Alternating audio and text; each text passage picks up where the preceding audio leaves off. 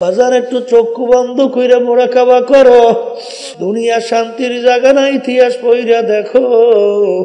ফেরাউন মাওলার সঙ্গে চ্যালেঞ্জ করলো, খোদাই পর্যন্ত দাবি করলো, কিন্তু সেই ফেরাউনের যখন হায়াতের বেড়া শেষ, আমার মালিক ওকে নীল নদীর ভিতরে ফালাইয়া চুবাইয়া চুবাইয়া তারপর মারছে।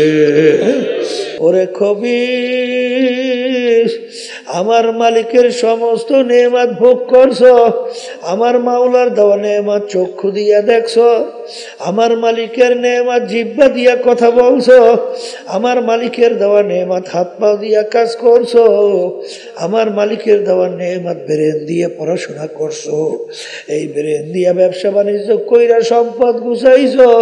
আল্লাহর জিকির বেশি বেশি করার মাধ্যমে বারবার বারবার যদি তুমি একটা নাম বেশি মুখে জবানে উল্লেখ করো, দেখো ওই নামটার সঙ্গে তোমার একটা পরিচয় লাভ হয় এবং এই নামটার ভিতরে তোমার একটা মহাব্বত জমে। জমে কি জমে না? আমার এখন মনে আছে হাফিজ হুজুর রহমাতুল্লাহি আলাইহি এই যখন প্রেসিডেন্ট নির্বাচনে দাঁড়াইছে, কোন নির্বাচন? এই মুরব্বীদের মনে আছে না? আচ্ছা, তখন তার মার্কা ছিল বট গাছ। মার্কা কি? কিন্তু বট গাছ যে কোনো নির্বাচনে মার্কা হয় এ জীবনে শুনি নাই। কারণ শুনছি বট গাছ হইলে হিন্দুরা বলে সেবা দেয়। এখন আমার শূন্য বুঝে, আমার নিজের কথা বলি, মনটা এত খারাপ লাগছে, আল্লাহ এখন হিন্দু গুহেই সেবা দাও না বট গাছ, এই যে কেমনি বট গাছ বট গাছ স্লোগান দেব, আর মার্কা আসিল না, পাইল বট গাছ। কিন্তু যখন নাকি এই নির্বাচন শুরু হয়ে গেছে, এখন তো স্লোগান চলছে বট গাছ বট গাছ, বুঝলেন? এরকম কিছুদিন কর পরে এখন দেখি বট গাছটা এত মজা লাগে, খালি বট গাছই বলতে মনে হচ্ছে। যেই নামটা আগে ভালো লাগে নাই, এখন ওই নামটার ভিতরে মজা আর মজা। কথা ঠিক কিনা? এই জন্য বাজানদেরকে বলবো, আল্লাহর নাম নিতে নিতে ওর ভিতরে একটা মজা।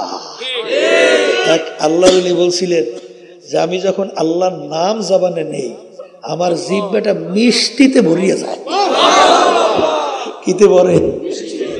একই বুঝাবার জিনিস, এদি বুঝবার জিনিস, এ বুঝান যাবে না, এ হইলে বুঝবার জিনিস। এই জন্য আমার বাজানদেরকে বলবো, অন্তরে শান্তি চান? আসতে কয় চান না?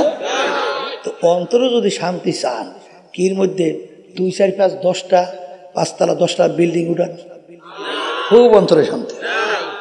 তাই বিভিন্ন কায়দায় ওই বিভিন্ন ব্র্যান্ডের গাড়ি, শান্তি না?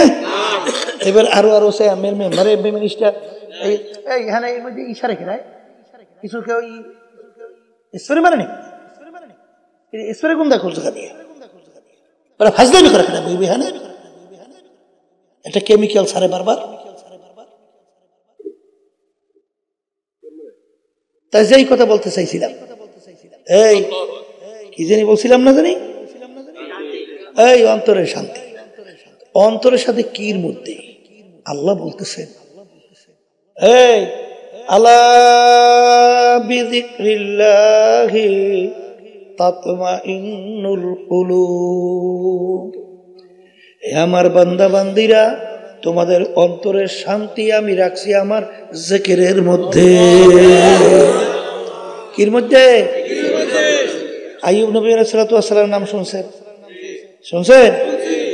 এমন রোগ আল্লাহ দেশে, সমস্ত শরীরে গোশত পয়সে গেছে, এই গোশতের ভিতরে পোকা জন্মাইছে, হাড্ডির ভিতরে কটকট করে কামড়ায়, চোখেও পানি নেই, আফসোসও নেই, এই গন্ধের শরীর এলাকায় লোক থাকতে পারে না, নিয়ে লোকালয়ের বাহিরে ভালাই রাখছে। সেদিন জিহ্বার ভিতরে পোকা লাগিয়া গেল, সেদিন 2 চোখের পানি ফালাইয়া কান্দে, এ আমার দয়ার মালিক, তুমি আমার সমস্ত শরীর গোশত পচাইয়া ফেলছো, শরীরের ভিতরে পোকা জন্মাইল, হাড্ডির ভিতরে কটকট কইরা কামড়ায়, আমার দিলের ভিতরে কোনো ব্যথা আফসোস ছিল না, কারণ আমার জবানটা ভালো ছিল, জবান দিয়ে আমি তোমার নাম উল্লেখ করার কারণে তোমার নাম জিকির করার কারণে আমার অন্তরটা প্রশান্তি হইয়া যাইত। কিন্তু আজকে আমার জিহ্বার ভিতরে পোকা লাইগা গেল। আমি যদি তোমার নাম আমার জিহ্বা দ্বারা না নিতে পারি, এই ব্যথা তো আমি সহ্য করতে পারবো না। আল্লাহ রাব্বুল আলামিন তার সমস্ত রোগ যেই চোখের পানি ছাইরিয়া মালিকের কাছে আফসোস করছে, সঙ্গে সঙ্গে সব রোগ ভালো। কথা ঠিক না বেঠিক? তাহলে আল্লাহর জিকিরের মাধ্যমে কি দূর হয়? না, শয়তান দূর হয়। কথা ঠিক? নামাজে একাগ্রতা বাড়ে, এই নেকির কাছে আগ্রহ। কথা ঠিক? দরকার আছে, আছে। আর বাজানদেরকে বলবো, আর একটা শত্রু কথা কইছিলাম জানি কি? ও মাশাআল্লাহ মনে আছে তো। মানুষ শয়তান, মানুষ শয়তান চেনেন?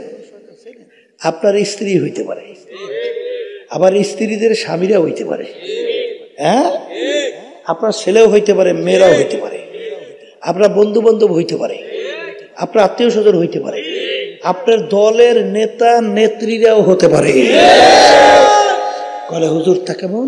এক কথা মনে রাখি, এই যে আপনাকে গুনার মধ্যে উদ্বুদ্ধ করে, কোন যে আপনাকে, সে যদি আপনার স্ত্রী হয়, আপনার স্বামী হোক, আপনার ছেলে হোক, আপনার মেয়ে হোক, আপনার বন্ধু হোক, আপনার আত্মীয় হোক, আপনার দল হোক, আপনার দলের নেতা নেত্রী হোক, সেই হলো মানুষ শয়তান।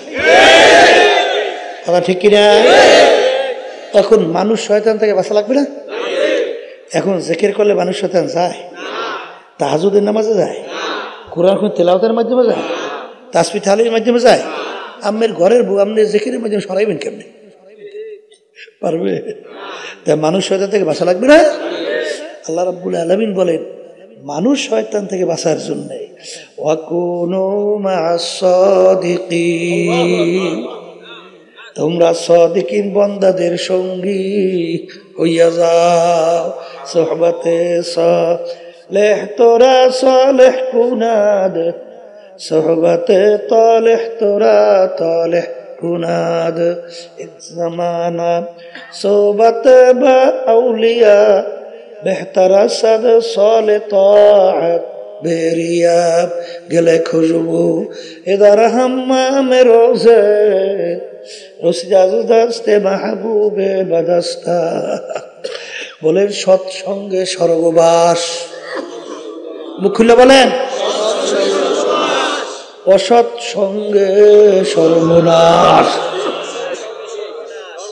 আমি মনে ভুল বলি নাই। এই আপনার সন্তান কোনো খারাপ চরিত্রের ছেলেদের সঙ্গে মিশতে দেন? কে দেন না কেন? ওই দেন, আপনি খারাপ বলছি কি হয়ে যায়?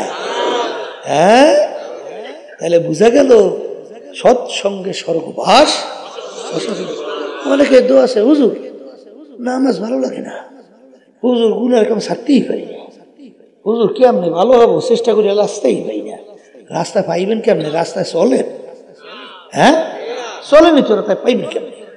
আপনাকে আল্লাহ বলতেছেন তুমি সাদিকিন বান্দাদের সংস্পর্শে যাও, তাদের সোহবতে থাকো, তা যাবা না তুমি ভালো হবা, পারবা না, কোনদিন সম্ভব না। শোনেন, আপনি আর কি, আল্লামা জালালউদ্দিন রুমি রহমাতুল্লাহি আলাইহি বিশ্ববিখ্যাত আলেম না? নাম শোনেন নাই? আল্লামা জালালউদ্দিন রুমি নাম শুনছেন? তাম বিশ্বের ভিতরে উল্লেখযোগ্য আলেম। তিনি বলতেছেন, খোদ বা খোদ মাওলানা রুমি না শোধ, তা গোলামে শামসুত তিবরিজি না শোধ। আমি রুমি ততক্ষণ পর্যন্ত রুমি হতে পারি নাই যতক্ষণ শামসুত তিবরিজি সংস্পর্শে যাইয়া তার সাগরেদ হইতে পারি নাই। এ আল্লাহর বান্দারা, বাস্তবতা আছে না নাই? বাস্তবতা আছে না নাই? এই মাটির চাকার থেকে গোলাপ ফুলের গ্রাম। জিজ্ঞাসা করে মাটির চাকা, তুই কোনো মিশক আম্বার না, তুই গোলাপ ফুল না, কোন সুগন্ধি? এত গেরান তোর থেকে আসে কেন? পরিচয় দাও। মাটির চাকা উত্তর দেয়, আমি কোনো গোলাপ ফুলও না, কোনো মিশক আম্বার, কোনো সুগন্ধিও না, তাহলে এত ঘেরান কেন আসে? বলে আমি যেই জায়গায় ছিলাম একটা গোলাপ ফুল ফুইটা আমার সঙ্গে লাগিয়ে রইছে। কি ফুইটা? ওই গোলাপ ফুলের ঘেরান আমার ভিতরে ঢুকতে ঢুকতে এখন আমি আর সাধারণ মাটির চাকা নাই, আমি এখন গোলাপ ফুলে পরিণত হয়ে গেছি। আমি এখন কিতে পরিণত হয়েছি? তাইলে আজকে মাটির চাকার সঙ্গে যদি সংস্পর্শে মাটির চাকা যদি গোলাপ ফুলের গুণ অর্জন করে, তাহলে তুমি যদি জাকিরি আল্লাহ ওয়ালা তাদের সঙ্গে স্পর্শে যাও, তাহলে সেই গুণ তোমার ভিতরে ঢুকবে না? আসতে কর ঢুকবে না? এই জন্য আমার দাদাজান রহমাতুল্লাহি আলাই সুন্দরভাবে একটা উদাহরণ দিতেন। আব্বাজানের জবানে শুনছি। কি উদাহরণ? যার মুরব্বী নাই ওর মুরব্বী হয় শয়তান।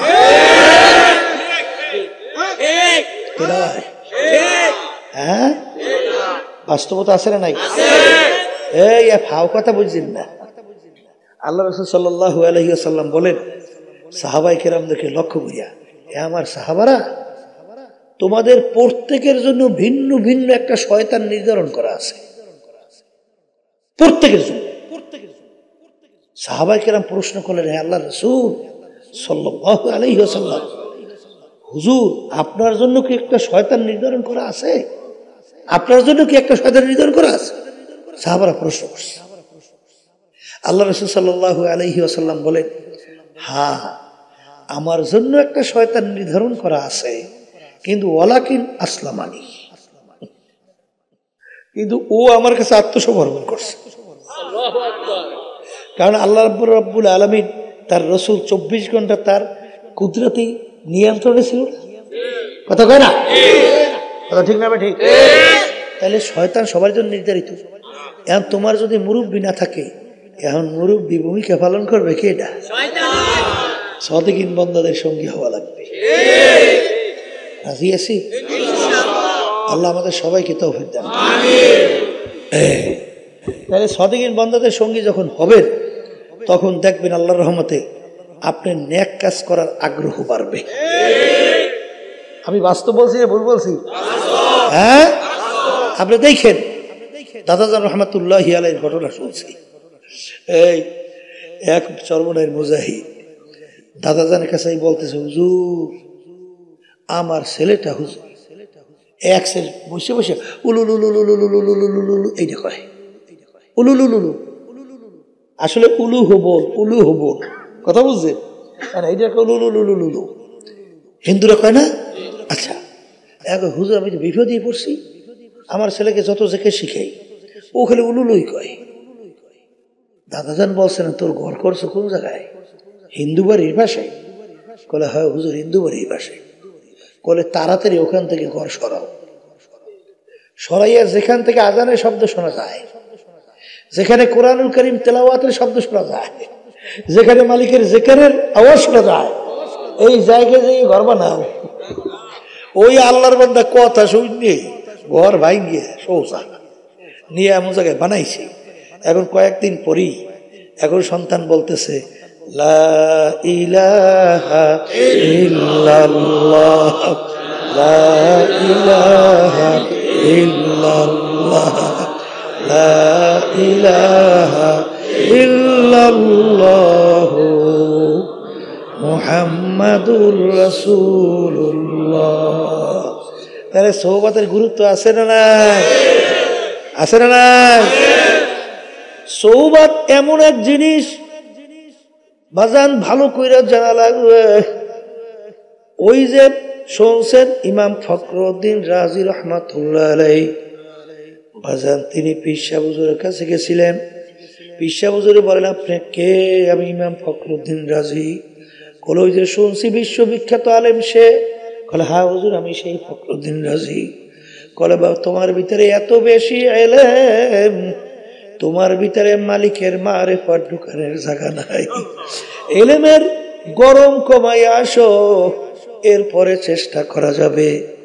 ওই আল্লাহর বান্দা এক পর্যায়ে আপনারা জানেন তাফসিরে কাবির বইসে বইসে পাতার ভিতরে লেখছিল, বলছেন বাবা এলেমের গরম আরো বাড়ছে, কমাই আসো।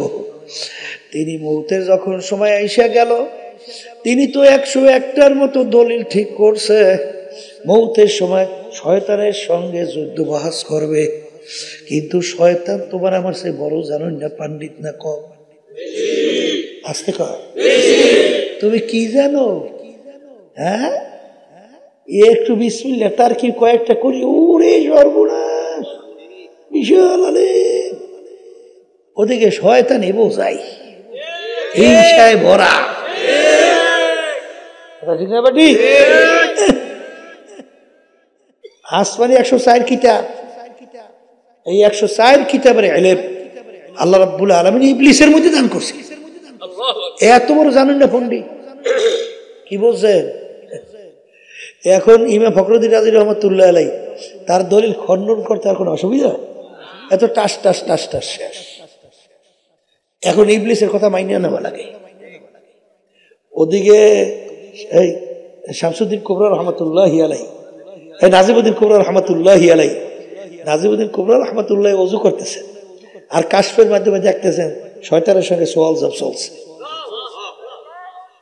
যখন দেখছে যে ফেল করছে, তখন পানি উঠাইয়া বলে, এই ইমাম ফখরুদ্দিন রাজি বলো, বিনা দলিলে আল্লাহ, এই মিশর বিনা দলিলে আল্লাহ, লা ইলাহা ইল্লাল্লাহু মুহাম্মাদুর রাসূলুল্লাহ। কালিমা পড়ে দুনিয়া থেকে বিদায় হয়ে চলে গেছে। কথা ঠিক কিনা? শোনেন, সৌবাত কি জিনিস, হাদিসের ঘটনা। আল্লাহর বান্দা বুড়ো বয়সে মনে পড়ছে, হক্কানি আলেমের কাছে যাওয়া লাগবে, তওবা করা লাগবে, আমার মালিকের হুকুম অনুযায়ী চইলা, আল্লাহর রসুলের তরিকা অনুযায়ী চইলা তারপর কবরে যাওয়া লাগবে। আল্লাহর বান্দা আলেমের বাড়ির দিকে রওনা করলো, পথের মধ্যে হায়াত শেষ হয়ে গেল। আল্লাহর বান্দা পথের ভিতরে মারা গেল। এখন জাহান্নামের ফেরেশতা আসলো ওর রুহুকে জাহান্নামে নেওয়ার জন্যে। বেহেশতের ফেরেশতাও আসছে ওর রুহুকে জাহান্নামে নেওয়ার জন্যে, বেহেশতে নেওয়ার জন্যে। জাহান্নামের ফেরেশতা বলে, বান্দা তো এখন পর্যন্ত তাওবা করতে পারে নাই, রুহ আমরা পাবো। আর বেহেশতের ফেরেশতা বলে, বান্দা তো আলেমের বাড়ি রওনা করছে তাওবা করার জন্য, ওর মাঝখানে হায়াত শেষ হয়ে গেল, বান্দার কি দোষ? ও তো রওনাই করছে, হায়াত শেষ হয়েছে, রুহ আমরা পাবো। কি দুই দলে ঝগড়া আছে না, কথা কাটাকাটি। আল্লাহ রাব্বুল আলামিন জমিনকে হুকুম করে, হে আমার জমিন, তুমি এই ফেরেশতারা জমিন মাপো, দেখো যে ব্যক্তি যেখানে মারা গেল সেখান থেকে আলেমের বাড়ি কাছে না তার বাড়ি কাছে। যদি আলেমের বাড়ি কাছে হয়, রূহ নিয়ে যাইবে বেহেশতের ফেরেশতা। আর যদি আলেমের বাড়ি দূরে তার বাড়ি কাছে হয়, রূহ নিয়ে যাইবে জাহান্নামের ফেরেশতা। ঘটনা ছিল, বান্দা যেখানে মারা গেল সেখান থেকে আলেমের বাড়ি ছিল দূরে, তার বাড়ি ছিল কাছে। কিন্তু আল্লাহ রাব্বুল আলামিন জমিনকে হুকুম করে, জমিন আমার বান্দার জন্য আলেমের বাড়ি কাছে হইয়া যা। আমার বান্দা যে আলেমের বাড়ির কাছে আর তার বাড়ি দূরে হয়ে যাও। ফেরেশতারা জমিন মাইপা দেখে আলেমের বাড়ি কাছে, তার বাড়ি দূরে। তখন তার রূহ নিয়ে গেল বেহেশতের ফেরেশতা। কি আলেমের বাড়ি রওনা করছে দেখে তো বলে বেহেশতের ফেরেশতা রূহ নিতে পারছে। কথা কয় না? তাহলে কি হক্কানি আলেমদের সোহবতে যাওয়া লাগবে না লাগবে না? খবরদার বাজান, ভুল কইরো না, খবরদার, আল্লাহর হুকুম। কথা ঠিক কিনা? নেকের পাল্লা ভারী করা লাগবে, গুনার কাল্লা হালকা থাকা লাগবে। আর নেকের পাল্লা ভারী করার জন্য কুরআন এবং হাদিসের বাহিরে পথ ছাড়া অন্য কোনো পথ নাই। আছে আছে আছে। যদি নাই থাকে আমার বাজানদেরকে বলবো, পর্দার আড়ালের মা বোনদেরকে বলবো, দুনিয়া কিন্তু স্থায়ী জায়গা না। কোন স্থায়ী দুনিয়ার জিন্দগি স্থায়ী ভাবে কেউ থাকতে পারে না, কেউ পারবে না। হে বড় লোক আমার বাবারা, হে দুনিয়া আমার বাবারা, হে ক্ষমতা সম্পন্ন আমার বাবারা, হে চেয়ারম্যান, মেম্বার, এমপি, মিনিস্টার আমার বাবারা, দুনিয়া কিন্তু শান্তির জায়গা না। কেউ কোনোদিন পায় নাই, কেউ কোনোদিন পাবে না। আর দুনিয়া দারুল মেহনে ওয়াল বালা, দুনিয়া বালা মুসিবতের জায়গা, কষ্ট ক্লেশের জায়গা। বাজার একটু চক্ষু বন্ধ কইরা মোরাকাবা করো, এরপরে তালাশ কইরা দেখবা সব প্রশ্নের উত্তর পাবা। দুনিয়া শান্তির জায়গা না, ইতিহাস পইরা দেখো। ফিরাউন মাওলার সঙ্গে চ্যালেঞ্জ করলো, খোদাই পর্যন্ত দাবি করলো, বনে এসে ছেলে সন্তানগুলা ধৈরা ধৈরা জবাই করলো। এত বড় পাওয়া কেউ বলার কোনো শক্তি নাই। ওকে আমার মালিক দুনিয়ার ভিতরে এমন আরামে রাখছিল, 750 বছরের মধ্যে ইতিহাসে দেখা যায় একদিন একটু সর্দি জ্বরও হয় নাই। এত আরামে আমার মালিক ওকে দুনিয়ায় রাখছিল। ওর বাড়ির দরজায় এমন একটা গাছ ছিল, যে কোনো রোগের নিয়াত কইরা খাওয়ার সঙ্গে সঙ্গে রোগ ভালো হয়ে যাইত। ওর কথায় নীল দরিয়ার পানি ভাটা জ্বর হইতো। এত আরামে আমার মালিক দুনিয়া রাখছে। কিন্তু সেই ফেরাউনের যখন হায়াতের বেড়া শেষ, আমার মালিক ওকে নীল নদীর ভিতরে ফালাইয়া চুবাইয়া চুবাইয়া তারপর মারছে। এই ফেরাউনের পাত্তা আছে? আসতে কয় আছে। নমরুদ মাওলার সঙ্গে চ্যালেঞ্জ করলো, আর খলিল ইব্রাহিমকে আগুনের ভিতরে ফালাইল। আরে আমার মালিক একটা ঠ্যাং ভাঙ্গা মশা ওর মস্তকের ভিতরে ঢুকাইয়া এমন ভাবে জ্বালা পোড়া শুরু করলো, মাথা আশ্রাইয়া পাশরাইয়া শেষা বেসা করে মারলো। নমরুদের পাত্তাও পাওয়া যায় না। সাদ্দাম মাওলার সঙ্গে চ্যালেঞ্জ করলো, দুনিয়ায় ওর নিজের বানানো বেহেশত তৈরি করলো। বেহেশত কমপ্লিট দেখার জন্য দলে বলে গেল, দেখে বেহেশতের দরজায় বুড়া দাঁড়াই আছে। এই বুড়াটাকে আজরাইল ডাক দিয়া বলে, ওরে খবিস, আমি আজরাইল আছি তোর জান কবজ করার জন্য। শোনার সঙ্গে সঙ্গে থরকম্পন শুরু হয়ে গেল। আরে খবিস সাদ্দাত বলে, ভাই আজরাইল বড় শখ কইরা বেহেশত তৈরি করলাম, একটা নজর দেখার সুযোগ দাও। ওরে খবিস, আমার মালিকের সমস্ত নেয়ামত ভোগ করছো, আমার মাওলার দেওয়া নেয়ামত চক্ষু দিয়া দেখছো, আমার মালিকের নেয়ামত জিহ্বা দিয়া কথা বলছো, আমার মালিকের দেওয়া নেয়ামত হাত পা দিয়া কাজ করছো, আমার মালিকের দেওয়া নেয়ামত ব্রেন দিয়ে পড়াশোনা করছো, এই ব্রেন দিয়া ব্যবসা বাণিজ্য কইরা সম্পদ গুছাইছো, এই ব্রেন দিয়ে অনেক কিছু করলি। আরে কত প্রতিবন্ধী আমাদের সামনে নিয়ে আসে, হুজুর ওর জন্য একটু দোয়া করে। হুজুরও ভালো মন্দ কিছু বোঝে না। আরে বাপ তো ফেল ফালাইয়া কান্দে। আরে আমার মালিক তোমাকে ইচ্ছা করলে, আমাকে ইচ্ছা করলে প্রতিবন্ধী বানাইতে পারত কি পারত না? এই নেয়ামত ব্রেনকে দান করলো। আরে সমস্ত নেয়ামত ভোগ করিয়া দুনিয়ায় বাইচা ছিলি। আরে তোকে আমার মালিক আশরাফুল মাখলুকাত হিসেবে ঘোষণা দিল, কিন্তু আমার মালিককে চেনো নাই, নাফরমানি করলি, আমার মালিকের সঙ্গে চ্যালেঞ্জ করলি। বেশ তো তুই তৈরি করছো। আমার মাওলার তো হুকুম হইয়া গেল, ইদা জা আজালুহুম লা ইস্তাখিরুনা সাআতাও ওয়া লা ইস্তাকদিমুন। এরে খবিস, আমার মালিক তোকে হুকুম করছে ধৈর্য নেওয়ার জন্য। 1 সেকেন্ড আগেও হবে না, পরেও হবে না। এই কথা বলে জহরুটাকে খপ কইরা ধইরা যখন টান মারলো, কলিজার রগগুলা সেইরা সেইরা নিয়ে চলে গেল। ওই সাদ্দাদের বাহাদুরি কোথায়? জমিনটা ধরটা জমিনের ভিতরে ধারাস কইরা বইরা গেল। এ বড় লোক আমার বাবারা, ক্ষমতা সম্পন্ন আমার বাবারা, এ বড় বড় শিক্ষিত আমার বাবারা, এ বড় বংশের আমার বাবারা, এই মাতুকবাড়ি সরদারি টাকার গরম, ক্ষমতার গরম কয়দিন চলবে? যে কয়দিন দুনিয়ার ভিতরে চক্ষু খোলা থাকবে, যেদিন ঘোষণা হবে তোমার বাড়ির পাশের মসজিদের মাইকে, বাড়িওয়ালা নাই রে বাড়ি, নাই রে দুনিয়াতে। আল্লাহ, আরে এমন ঘরে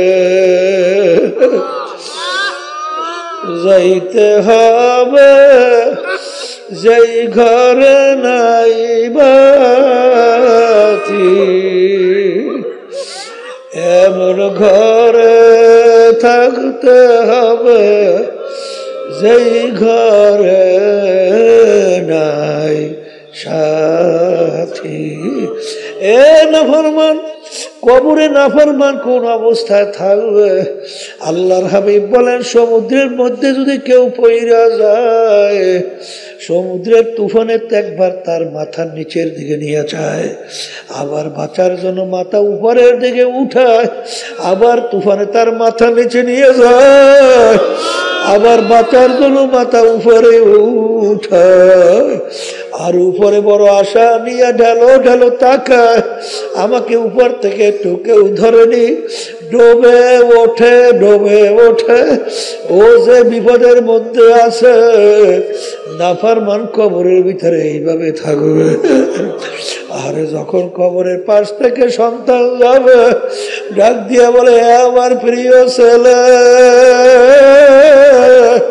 জাহান্নামের আগুনে জ্বলতে জ্বলতে আমার কলিজা পুরো কয়লা হয়ে গেছে, আমার জন্য একটু দোয়া করো। তুমি যত চিল্লাবা, যত কাঁদবা, শুনবেও না, তোমার জন্য দোয়াও করবে।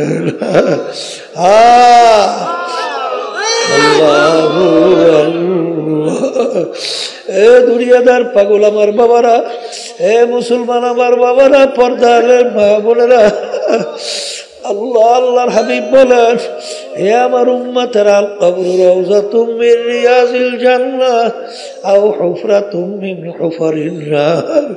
এই যে কবর দেখো, এই কবর কিন্তু আসল কবর না। কোন কোন আল্লাহর বান্দা বান্দির কবর একটা বেহেশতের বাগান হইয়া যাবে।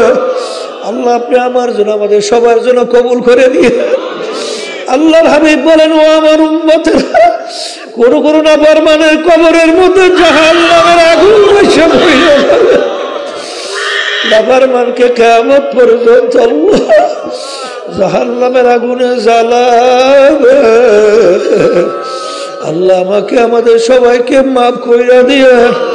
আল্লাহ রাসূল বলেন, হে আমার উম্মতেরা, কোন কোন নাফরমানের কবরের মধ্যে 99 লাউ নুফিকা ফিল আরদি মা আনবাতাত খাদরা।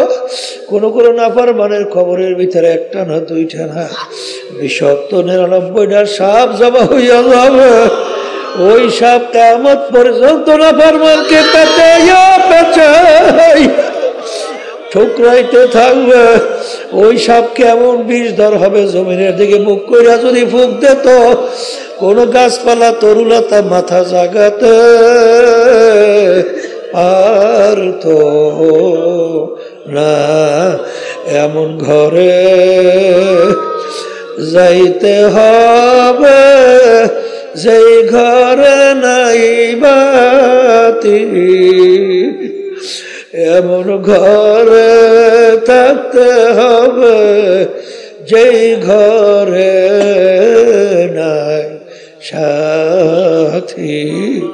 এই জন্য আমার বাজানদেরকে বলো, পর্দা আলে মা বোনদেরকে বলবো, আল্লাহ আল্লাহ বাজান অনেককে তো টাকা পয়সা আল্লাহ দান করছে, কিন্তু টাকা পয়সা দিনের রাস্তায় খরচ হয় না, আরে বিভিন্ন গুনার কাছে খরচ হয়। আল্লাহ আবার অনেককে কবুল করছেন, তাদের টাকা পয়সা দিনের রাস্তায় খরচ হয়। আজকে এই মাদ্রাসা থেকে 4 জন হাফেজদেরকে পাগড়ি দিলাম। আল্লাহ এরকম 10 জন লোককে আল্লাহ রাব্বুল আলামিনের কাছে সুপারিশের মাধ্যমে জাহান্নামের হুকুম হয়ে গেল, বেহেশতের ব্যবস্থা করতে পারবে। একজন হাফেজ এরকম 10 জনকে আল্লাহ আপনি আমাদের জন্য কবুল করেন। আমাদেরকে আপনি হাফেজের আব্বা বানাইয়া দিয়ে, আল্লাহ আত্মীয় বানাইয়া দিয়ে, মালিক কিয়ামতের ময়দানে ইখলাস দিয়ে দিনের কাজ করার তৌফিক দান কইরেন। আল্লাহ এই মাদ্রাসা যাদের উসিলায় হইল, যাদের সহযোগিতায় হইল, যারা করলো, এবং সমস্ত দিন সহি মাদ্রাসাগুলো যাদের উসিলায় সহযোগিতায় হইল, সবাইকে আপনি দুনিয়া